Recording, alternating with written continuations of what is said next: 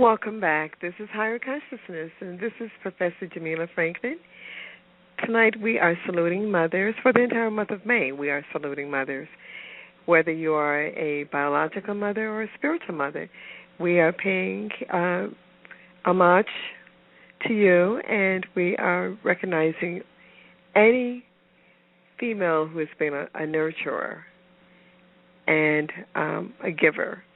So this month, as stated before, is a month that's highlighting all mothers, spiritual as well as biological. Our next guest, in the previous session, we had a wonderful discussion with Linda Minnick, who is still on the line and available to take calls from anyone who would like to ask her any follow-up questions. And she would take the calls at around 8:45. Our next guest is Louise Helene. Louise Helene is a master psychic, spiritual mother and advisor, and healer, tarot card reader, gifted medium, and crystal ball gazer. Throughout her 30-year career, Louise has conducted thousands of accurate readings and is currently a featured psychic advisor with Keen, KEEN.com. She is the author or the co-author of I Saw Your Future, and He's Not It, a psychic guide to true love, published by New Age publisher Llewellyn Worldwide in January 2013. I Saw Your Future is a self-help, intuitive relationship guide that teaches women how to date and mate successfully. A second-generation psychic, Louise honed her abilities under the guidance of her mother, spiritualist minister and psychic radio show host, Reverend Louise Helene. She currently resides in the greater Chicago area. To learn more about Louise or to contact her to schedule a reading, you can visit her on her website.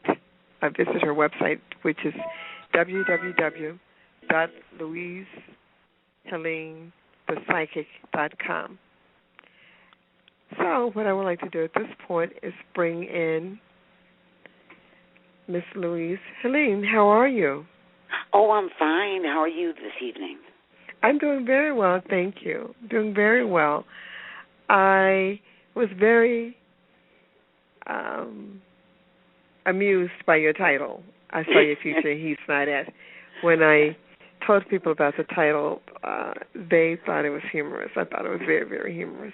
So how did you come up with that title? And also I want to let the listening audience know that you will be available to give them intuitive readings if anyone would like to call in to ask how she or even he can determine a person that is his or her best mate.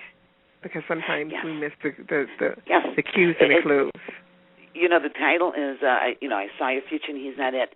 Sometimes he is it, sometimes he's not. And what I try to do is show women, well, the book does, and I try to talk to women, and so that they can use their own inner intuition to be able to guide themselves. Because many times women ignore feelings. They'll meet someone or they're with someone, and they'll make excuses for them. They'll ignore their inner intuition. And, women are everyone has intuition, and it's just more developed in some people than others. And some of us listen to it, and some people ignore. So I try to teach women in the book. I have exercises in the book that teach them how to exercise their intuitive muscle. I call it their psychic muscle. And there's some visualization exercises and some to develop intuition. And to be able to recognize it when you do get a feeling about someone, whether they're in your life or it's someone that you've just met. Well, that's wonderful. I know Linda is a mom, and she talked about how she will use her intuition, too, as a mother in raising her children. And I think that men have intuitive gifts, too, but they have not been encouraged to hone their skills and and that because that's considered more feminine energy, so they tend to dismiss that. But I think that that's wonderful. And how did you? Because that's a special kind of niche in terms of intuitive readings. So how did you come across that or develop that skill in terms of showing women how to develop mates that are better suited for them or best suited for them? It's from years of giving readings. You know, my mother was a reader, and I studied under her, and I gave my first reading when I was 12 years old. My mother was a spiritualist minister, and she took me. But you know, I know you're focusing on mothers, and my mother was very amazing. And when she was becoming a minister, she had to give sermons in the Spiritualist church, and I would always go with her. And I gave my first reading when I was 12 years old in front of the church. And so anyway, over the years, helping her and having my own practice, one of the biggest, I get all kinds of questions, you know, about jobs and different things, but a very big problem that women have has to do with their love life and choosing the right person, finding the right person, knowing how to handle the person that's in their life. And so it's something that I just many clients call me, and probably 90% of my clients have questions about love, and it's women. I have men clients, but most of my clients are women. So when you've talked to women and given them information, how do they respond? Because I know sometimes it's very painful for women to know that they're in a relationship that's no longer working or has never worked. Sometimes you're in a relationship that has never worked, and we as women tend to find excuses as for reasons not to leave. Yes, and they ignore their own intuition. Many times they have intuition, they have that gut feeling right from the beginning, and they ignore those feelings. And, when I see that one in their life is not it's not the person they're supposed to be with, it takes them a while to accept it, but they're always happier. I also want women to find the love that they should have in their life, and the love that they want and that they should have, because everyone should be loved in the right way. And it's never too someone late. Makes them happy. Yeah, and it's never, ever too late. I mean, I just read about a couple of weeks ago that someone who I think is just so wonderful and she's one of my icons. Tina Turner is getting married again at the age of 73. Oh, wonderful. Yes. Yeah, so it's never, ever too late. She got out of her dysfunctional marriage with 15 cents in her pocket. So when I hear women staying, you know, for whatever reasons, I said, Tina left and had 15 cents. And she told Ike the only thing he could not take was her name. So she left, and look at where she is now. Because she left, the universe opened up all these opportunities for her.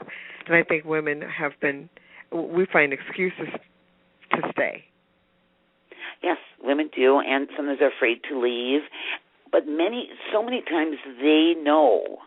Inside of them, they know. Intuitively, they know. And in the book, that's what I try to show women, to not only feel it, but to recognize it, and hopefully from doing that, they'll make the right decision. And Tina Turner, I saw the movie. It was a fabulous movie. She's a very inspirational lady.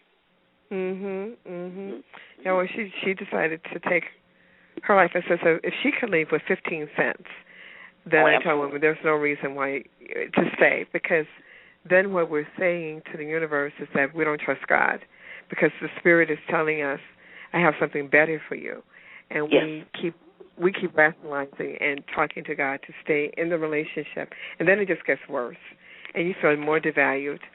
And then what happens is, if you have children, and this is one of the things, too, that we have to understand. If you have children, they're watching you. They're watching you make decisions, and you're teaching them how to be in relationships. You know, unfortunately. Very true. Yes, very true. You know, in my book, I've been a reader, of course, for many, many years, and I have clients that I've had for a long time, and I know I tell the story, their story. Of course, I change the names, because everything is confidential, but I change the names, but I tell stories about real clients when they called me, when I first heard from them, and I know the outcome their story, and if the guy was it or if he wasn't. And some of my clients don't end up at all with the man that they called me about. And in many ways, the universe opens up, and they find someone else comes into their life that's the right person. So there's stories.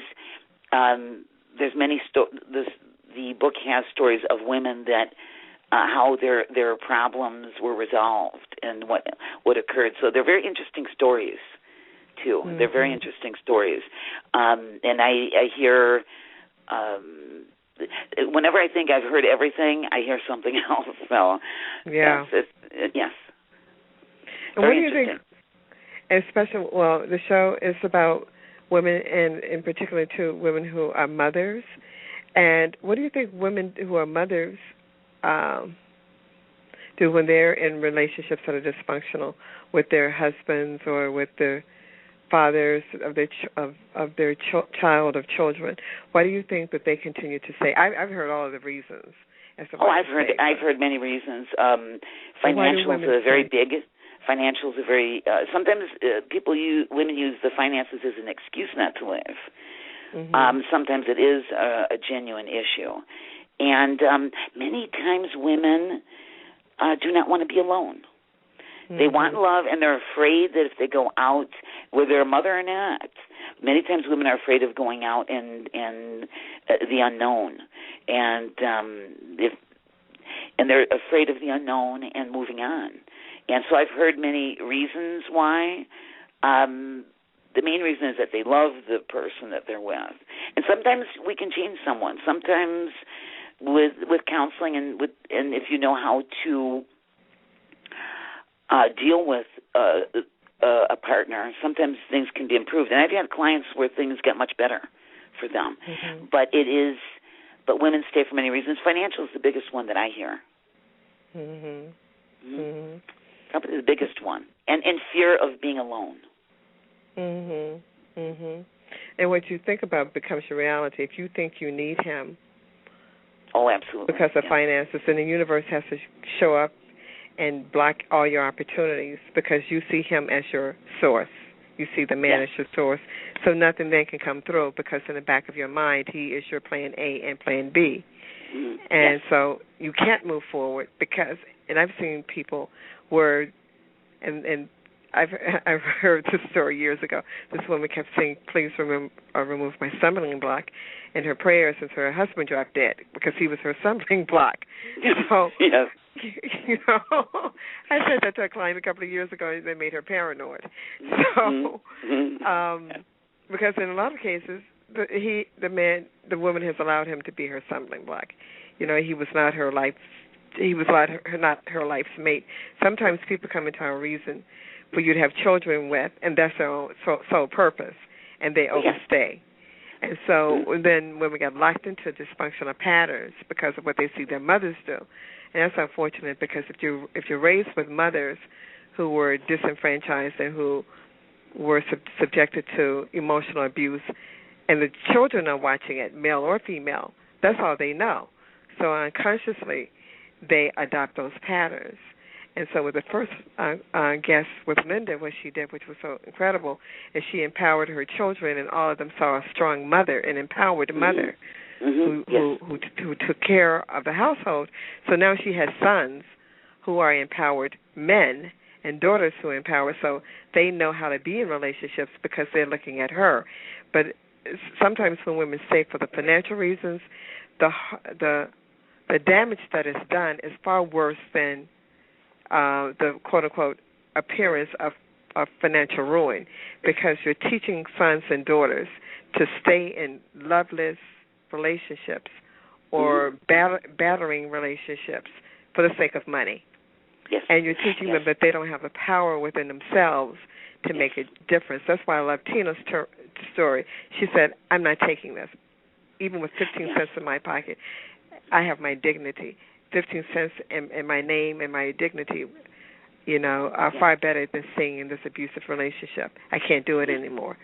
So, but I've seen people who do that, and it saddens me because we as women believe, and we come up with all kinds of rationales and excuses to stay.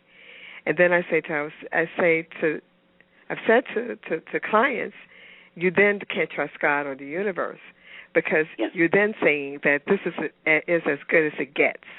And so when God is saying to you, just trust me, I have something better for you, and they're like, they don't trust it. And so it's no judgment, but then people continue to repeat the patterns and cycles. And after a while, especially as a therapist, I don't let people keep telling me the same story, because they get stuck in the story. After a while, women get stuck in the story, and nothing can change because they are holding on to. They have to change. They have to change. They're holding on to a story that really never really served them. But then to have them keep repeating the same story about the pain, to me, is not helping them grow. Yes. So, and we as women have that issue more than men, I think. Yes, very much. And thinking positive has to become a habit instead of thinking negative, and having faith and feeling your intuition to guide you. But many times I tell clients to say some mantras, like if they're looking for someone, I will meet the man I love today, and I'll say every day, get up and say it. Whether you just get in the habit of saying it. And they'll say it for 3 days, and they'll say, well, he didn't come in. He didn't come into my life yet. And I try to explain to them that we have to train. You have to throw that out into the universe. And what we say, the vibration of sound, and what we say goes out into the universe, and it does come back to us. So when people are saying negative things, I had a client say to me just the other day, she has said this to me before. She said, I try to think positive, but nothing ever good ever happens to me. Wow. So right there she made a negative statement. So it's very important, and you were talking about mothers with their children, it's very important for mothers to show and encourage thinking positively, because in our deep subconscious, there's a lot of negativity that we don't even realize. And the sound vibration is very important, yes. And what we say, the sound, comes back to us. It doesn't return to your void. That's true. That's in. I know it's probably in all the religions, but I know in the Bible it's definitely in that.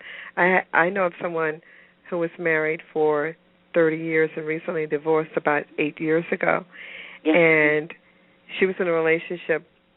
She was a stay-at-home mom. And she was a mother of 3 children, three daughters. And they told her when she was suffering through it, because her husband was financially secure, and he made very good money, and she had stopped her life to take care of the children.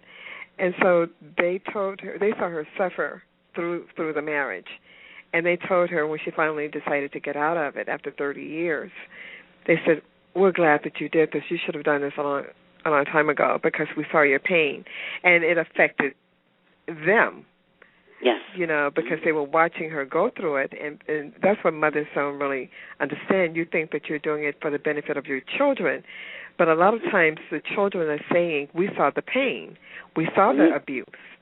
So even though you stayed, it still affected us negatively. You did the best you could. They weren't blaming their mom, but they said they saw her pain.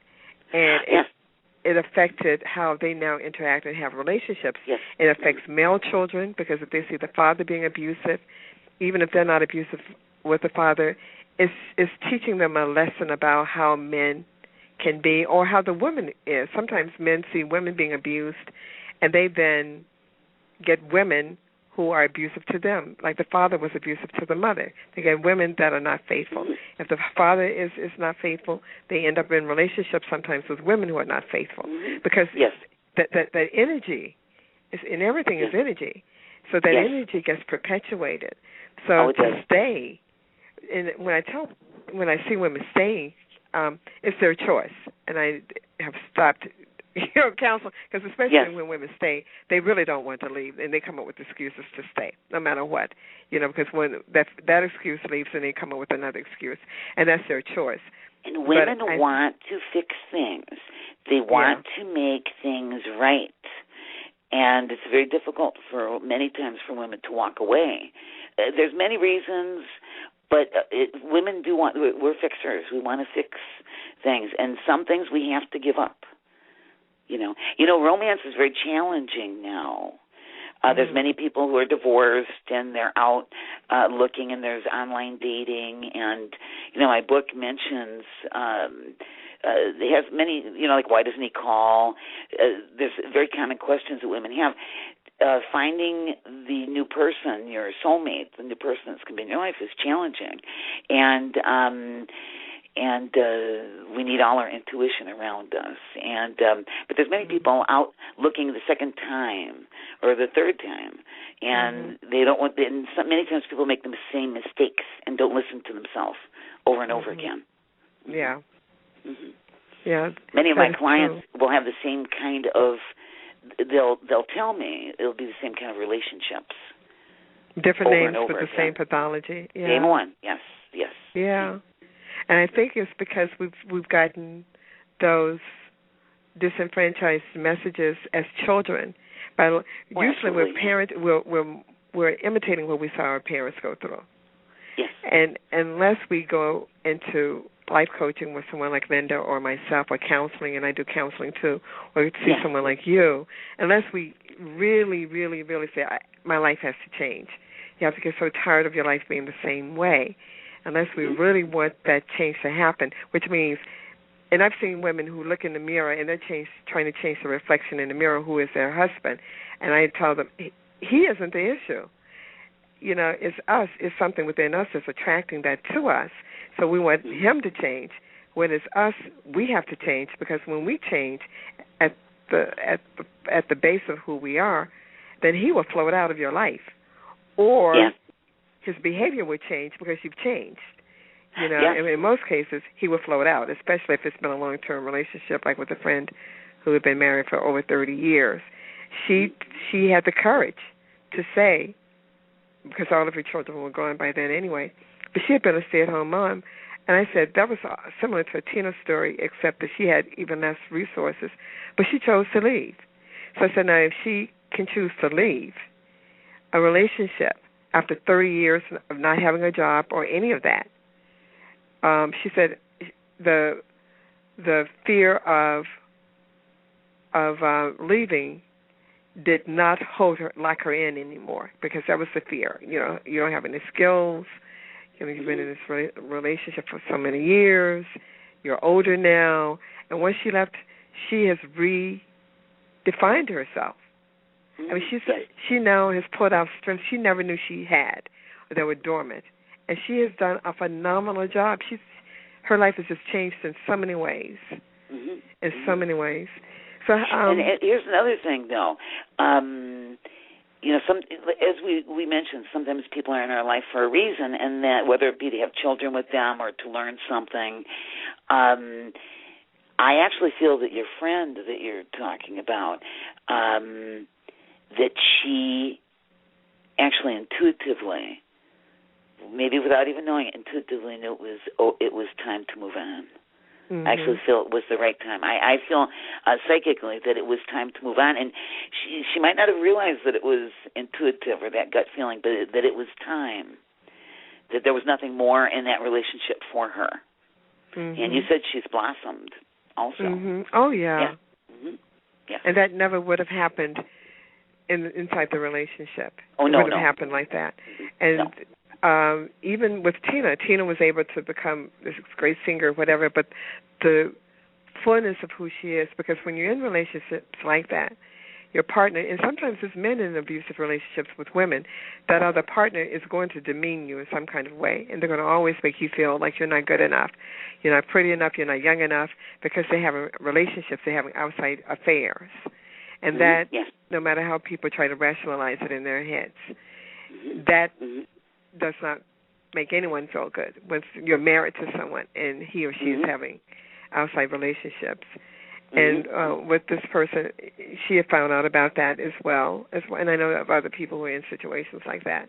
And so it's not judging, but to me, it goes back to whether or not you're a mother and you're working in a job that's abusive, anything that's abusive, to me, is saying to us, male or female, that we really don't trust the universe because we feel like that job is as good as it gets and we have to suffer through it. The relationship is as good as it gets and we have to suffer through it. Or even if you're suffering from abuse from your children, any abuse is saying that the abuser is greater than God. And we rationalize the reasons as to why we stay. And the universe has to confirm all of those reasons because it's a belief. So if it's because, I can't survive or this person needs me for whatever reason, the universe will keep coming up with those excuses until you change your mindset because it's going to give you what you believe. Yes. The universe, sometimes the universe does guide us along the way. It's very important. When I talk about mantras or saying something and putting it out there, the sound is very important. What we hear comes back to us, and what we hear also has an effect on a very deep subconscious level with us. Yeah. And people have to start thinking more positively and putting that out because we create our reality. Yeah. And we draw things to us, and I see it many times. And it comes back to us. So even if I tell my clients, even if you're not feeling it, when you get up in the morning, look in the mirror, and whatever you want that day, or you want your soulmate to come in your life. My soulmate will come into my life today. And don't worry if he doesn't come in that day. Say it and hear it, and the universe will bring that person to you. What advice would you give women, in addition to the mantras, what advice would you give women who are mothers, who are in relationships that are not empowering relationships with their husbands, or if they're in even same-sex relationships or whatever? Because sometimes I feel that they need to, first of all, they need to meditate and try to feel intuitively, is this time to move on? They need to give a lot of thought to this because it's very important for their mental and physical health and their future and their children's future too. So it's very important that they do that. And I do have some exercises in my book. I have an exercise that it's not visualization. This is actually to exercise your psychic muscle. And one of the exercises that I have is to take a glass of water, a drop of food dye, and put it in there, and look at it and see, and try to look into it. Like, what do you see? This is exercising, and these things exercise your, like, when you want to become fit, you exercise your body. This is exercising your psychic muscle. And I would tell someone to do these things because people will not move on until they feel it. They'll hold on to it till they have to feel it. And so I tell them to try to develop their own intuition. And actually, many of my clients are very psychic themselves, but they don't know how to listen to. They already know many of the things they're talking to me about, but they don't trust themselves. And what I try to do in the book is get them to, there's many different exercises to get them to develop and to trust their feeling. So I would definitely, when you're talking about women with who are in relationships that aren't working, with children, I would definitely tell them to try to develop yourself intuitively so that you really feel and want to leave, or know the course of what you're supposed to do for the best for you and for your children. Very important. Mothers are the most important person in our life. The most important person in our life. And it's so interesting, excuse me, because sometimes your adult children are watching you too. Because my friend had adult children, and they were watching her, and we're teaching them how to be in relationships. So people think they're only watching you when they're children. As adults, they're watching you because they get confused, and you are the primary nurturer, caregiver, more so than the father in most cases. In some cases, the father is the nurturer, but in most cases, it's the mother. So when females or males see the primary nurturer, being abused in any kind of way, it's sending some very confusing messages about and how women should be treated, or how they should be in relationships. So and I think women have to know when to move. Women have to know when to stay and when to move on for themselves and their children. They have to know when to stay and when to move on, and that is probably the biggest problem. They don't understand when they don't feel. They have to really feel it. I have never talked to a client, and I have clients that I've had for many, many years. No matter what I say to them, and no matter how often I'm right, they never move on until they're feeling it. Right. And that's, in my book, I'm trying to get them to feel it so that they can move on a little faster. Because many times I know that they're not ready to move on. I'll even say to many of them, "You're not ready yet." Mm-hmm. You should. I'll tell them you should move on, but I know you're not ready yet. And many times they'll say, "No, I'm not." Mm-hmm. And when they're ready, they move on. But my book, I try to get them to listen and have a little more confidence in themselves and listen to their intuition. And I have some clients that's really helped them, and I want to put the power in women's hands so that they can move on faster or work things out. Sometimes people work things out, and so that the women are the givers so often. Yeah, the givers. I have a very strong mother. Very strong. She was very intelligent. She had a radio show. And I come from a large family. I had a wonderful father, too. There's 10 of us. Wow. And, yes, I'm the eighth one in 10. And I was her little student. I was with her all the time. And when she was becoming a minister, through her readings, I helped her with her readings. She encouraged me to get my first reading when I was 12. And my mother was I was raised around a very strong woman. And a very strong father, but a very strong woman, and she showed all of us the value of intuition and how it helps us in our life. So, and women have it. Women, men are intuitive too. Everyone is psychic to a certain level. It's just developed more in some of us, and some people listen and have more confidence in what they're feeling. And they follow their intuition. And they follow it. Because people, I know that there are women who have been clients of mine, and it's right there in front of them. And it's kind of like, and what I've seen, and this is what Linda does, with her life coaching, which is wonderful. With life coaching is really wonderful because sometimes women want to use your words to say to their husband, so to quote you. Not that it's coming from them, because they don't have the courage sometimes to take responsibility for their feelings, and they don't want to make him mad. And that's really perplexing to me and for me. They don't want to make him mad, and they don't. And they will sacrifice themselves. They become sacrificial lambs to sacrifice themselves and their children emotionally to stay in situations that are abusive. Because when you stay longer than is healthy, you're sacrificing yourself. And then it's also a belief that we don't feel that we're good enough. Because if we did feel, because then we say, well, I'm staying here because of this reason.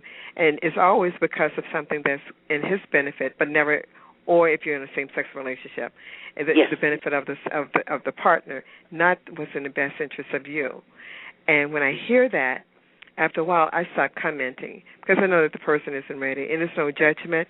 But then, but they keep repeating the script for some reason, and I say to them, well, it serves no purpose to keep talking about the same thing, years down the road, because things haven't changed, because she hasn't changed. So he can't change for better or worse because she hasn't changed. So he continues to do things that are not in the interest of the family unit because the mother hasn't changed. And the mother is blaming the father. And I said, no, he's not the issue. Because if you change, he has to change. He will either move out of your life or he will get his act together. But to sit there and complain and be the victim and the martyr serves no purpose, and it keeps women stuck. So with my practice, now I allow people to talk about it to get it out because I don't want it locked in themselves, but then I don't have any more comments because I know that they're not ready to move forward. And it's okay. But I see, and like I tell women, your money will get blocked, everything will get blocked because that energy has to shift. And so if you don't allow, and the universe is saying to you, you got to shift. If you don't shift within yourself, it's not about him. If you don't make some decisions, we can't give you the prosperity and all this because he's not part of this program. Like the friend I had who was in a marriage for a number of years, she said when she moved into a particular residence that they had, the land told her that the husband was not going to remain on the land. His energy could not remain on the land. It told her that, and she decided to do something about it years later. But she knew. And so she stayed thinking it would get better. And then she said she decided after a period that my health is worth my emotional health because it wasn't a physical abusive relationship. And but she decided that she had to move forward. And so everything changed once she made that decision. Everything just started turning around in her best interest. You know. Yes, women. You were talking about women not wanting many times to speak up about something. Here's something that I hear very often. I actually mention it in my book about men don't really want to call. Now, this is when people that are in relationships and newly relationships that are beginning. Men are not wanting to call women. They're texting them. Yes. They're texting them. Yeah. And I hear this over and over again, and many times the woman, they don't speak at all. It's all through text. Right. And women want to talk. They want to hear the man's voice. They might not mind texting, but they want to hear his voice. So I say to them, well, when you meet someone, instead of accepting this and letting him take the lead in this, say that you don't text. And that's what I say. I'm single, and I tell people my husband died a couple of years ago, and I do not text. So it's known. Don't, and the man can send that same message to 50 women. I tell women it's convenient because he doesn't have to give emotionally, and if you go for it, he's setting the tone for that. Yeah, I agree 100%. Oh, you're saying he can send the same message? I had a client. I've had actually a few clients. They're getting to know someone, and they'd get a text message in the morning. Good morning, baby. Well, it was sent out to like 20 different women. Good morning, baby, and it's to 20 different women. And I tell the women, I said, don't. And the thing is, they're afraid to tell the guy I don't text. He said, well, if I tell him I don't text, I won't hear from him. I say he will call you if he has to. Right. And I said, if you're that important, he will call. You have to set the tone now. Exactly. Once you let him always text you and you don't hear his voice, and he doesn't have to call you. Once this has been going on for 4 months. It's almost too late then. Exactly. Exactly. Yes. And it's because texting takes away the emotional connection, and it's convenient for men to do that. They hide behind the words. Yes, and you know what the men also do? Along with the texting, they'll snap pictures of their privates. Oh, really? Yes.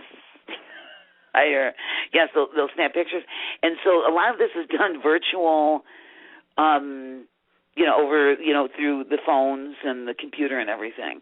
And many times a woman is seeing someone or dating them, and they have not spoke to the guy in like a couple weeks. Actually, heard his voice. It's all written, and women want to hear someone's voice. And I always tell them, don't fall into that. If you want to talk to someone, unless you want to text too, tell them you don't text. Right. right? Well, I literally don't text, and I don't do it for a reason with all of my friends, with everyone, because it's too convenient for people. Well, I can communicate past this, and no, you can pick up the phone. By the time it takes for me to text, I could have called you and baked a cake. Yes. No, if you can't call me, and everyone knows that, then just wait until you can call. But texting, that's. Have you found that with men also, that they want to text? Yeah, a lot of men have wanted to text. Yes. And I teach a course in psychology, interpersonal communications, and that's one of the things that is discussed in the course, that men, they feel very comfortable hiding behind technology. And women, they do. Sometimes, especially if women have been divorced and they're getting out there, they feel they have to accept that because the men present it as though they don't have an option. And whatever you believe becomes your reality. So absolutely. For those kinds of women, they don't have an option. But for someone like me, people know not to text me. So the only way that you can communicate is to call. And so they then call me. I mean, everyone, male or female, they will call me. Louise, let me just give the number again for those people who may want to call in. 1-818-572-8023 and press 1. The call-in number is 1-818-572-8023 and press 1. Okay, I have someone who wants to ask you a question. Yes. Okay. Greetings. Welcome to Higher Consciousness. Hello. Hi. Is this me? Is this you talking to me? Hi, this is Sherry. Hi, Sherry. You have a question? Hello, Sherry. Yes. Hi. I'm sorry I came on late. I didn't really pay attention to which Spiritualist church that your guest is affiliated with, because I go to the Spiritualist church here on Cape Cod in Wareham. At the moment, my mother was a Spiritualist minister, but I'm not at a church now because in my area there isn't one. There's not that many Spiritualist churches around anymore. You know that, right? Okay, that's interesting. Yeah, there's not that many. There's more in California. I'm in the Chicago area, and the closest one is quite far, but I'm a Spiritualist. Yes. Okay, well, I'm in New England. The national, I'm affiliated with the national one, though. Yes. Okay. Did you have a question? Yeah, I did have a question. Yes. I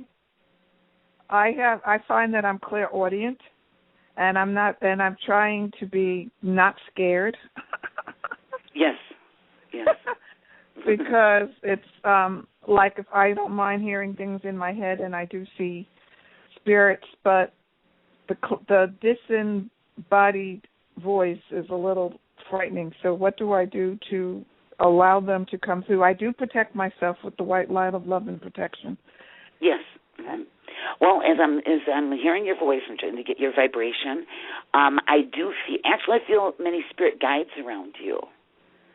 Yes. I feel you have many spirit guides around you, and I feel protection around you. Actually, I get a very good feeling. I actually feel you are going to be hearing more things. But what you can do is to actually try to set a time aside where you hear things, where you're open to this, and let your guides give you information at that time, and ask them not to, to give it to you at times when you are meditating or when you are ready. And that way you can sort of separate that, because you don't want to be hearing things all the time. Correct. Yes. Absolutely. You have many guides around you. And you have a spirit guide by the name of Harold. Harold? Harold, yes. Oh, Harold, okay. Name? Yes. And he wants to say hello to you. Oh, okay. Yeah, because it was the last voice I heard was a man. And I was like, okay. Yes. It was very cheerful. He was very cheerful. Yes. You have many spirit guides around you. Lovely. You have a lovely vibration. Thank you very much. Oh, and I want to say one other thing. I feel all of a sudden I heard the word move. Someone's going to talk to you about a move. Oh, okay.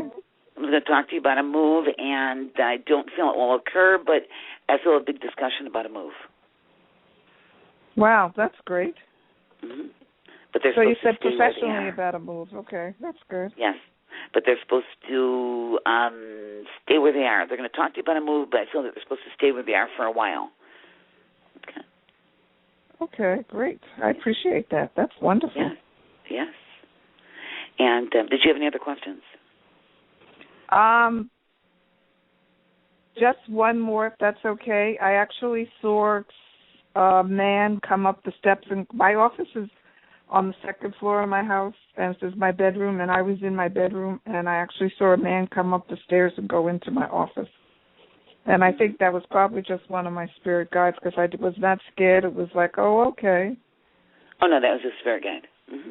You have many spirits around you. Many. Many, yes, I know, and I see them and I feel them, and one of them is an archangel who's gigantic, who I see out of my mind's eye. Yes, yes. I also feel, I do feel an Indian spirit guide around you also. Yes, yes. I have lots of Indian spirit guides that actually live in my house. Yes, I feel that. I feel that. Thank you. And anyway, lovely feeling, and keep listening, but just ask them to give it to you at certain times. You don't want to be hearing things all the time. You know? Okay, I will Try do to separate that. the two. Yes. Wow, I appreciate this. Thank you very much. Yes, you've been very interesting also. So I have a nephew that lives in the Chicago area. If he wanted to get in touch with you, how would he do so? He could contact me through my website, Louise Helene, the Psychic.com, and there's a way you can leave mail on there. Mm-hmm.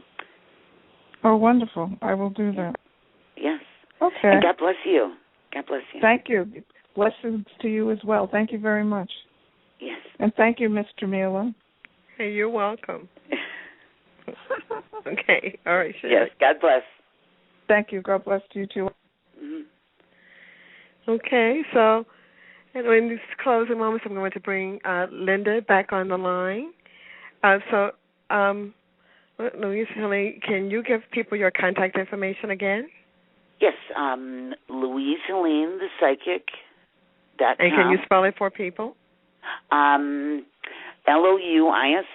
Helene, Helene, the Psychic.com. And I also actually have, they can email me through the email that's on the website. I'm also a reader on Keen.com, KEEN.com. And I've been reading on there for quite a while. And my book, I feel that all women, whether they're married, in a relationship, looking, I feel that they would find it interesting, and it's a way to develop our intuition. Okay, and give the name of your book again. I Saw Your Future, and He's Not It. Okay. And that's a psychic guide to help women become more intuitive, to know how to. Yeah. And interesting stories about my clients and what happened. You know, many times clients have no hope of finding anyone, and just they open themselves up, and boom, someone comes into their life. I have a client that has never had a boyfriend. She's 40 years old, never had a boyfriend, and in 3 months met someone and is engaged and getting married now. Wow. Yeah, amazing. Mm-hmm. Wow. So, and she was doing the mantras that I was telling her to do, and doing some of the exercises in the book. She bought the book, and she actually got it on pre-order, like early, and right away. Wow. It started helping her. Mm-hmm. Yeah. Well, I have been really, really impressed with the conversation with you, as well as with Linda. I've plugged Linda back in. So we have 6 remaining moments, and if there's anyone else who would like to call, the number is 1-818-572-8023 and press 1. Again, the number is 1-818-572-8023 and press 1. So, Linda, do you have any closing remarks that you would like to leave with the listening audience, as well as giving your contact information? All right. Well, thank you again. I'd Louise, I loved hearing about that. We talk about our thoughts, and that's a lot of what I work with my clients on is changing their beliefs to recognizing the truth. So you're absolutely right. If we think we can, we can. If we think we can't, we can't, which is what Henry Ford said. Yes. And my contact information, if anyone would like some additional information on what I do, it's Linda, Linda, at LindaMinnick, MINNICK.com. And my office number is 678-367-3459. And Jamela, thank you so much. This has been wonderful. You're very, very welcome. And happy Linda Mother's Day. also does long distance like coaching for people around the country and around the world. So even though she's based in Georgia, she can also provide counseling services to anyone. So please go to her website. Okay, and Louise? Yes, and Linda, I wanted to say that I didn't get a chance to say hello to you. I was listening to on the show a little bit before. I'm going to listen to the show again when it's over. But you were very interesting, and a lot of things that you said, everything that you were saying was very right on. And Jamila, I love being on your show. It's been very interesting, very interesting, very interesting. You have a powerful energy about you. Oh, I do? Both of you ladies, actually, both of you. But you have a very powerful energy, and I feel, I'm going to give you a psychic prediction, I see you on an airplane. And Linda or me? You. Okay. I see you on an airplane, and I see the number 4 in connection to this. But the airplane is sort of symbolic. I feel you going quite far and speaking to a rather large group of people. And I see a man and 2 ladies, and I feel that you will be doing some more work for them. And this reminds me of being sort of a big thing. Okay?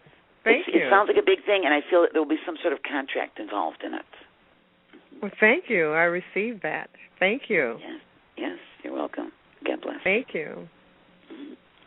Well, I have truly enjoyed having both you ladies on the show. I think it was very important. I know that was very important for women, be they spiritual mothers or biological mothers, or just young women, period, to have heard the empowering words from both of you so that they can know how to take charge of their lives. And it's never too late. As I said, Tina Turner, at the age of 73, decided that she wanted to get married again for the second time.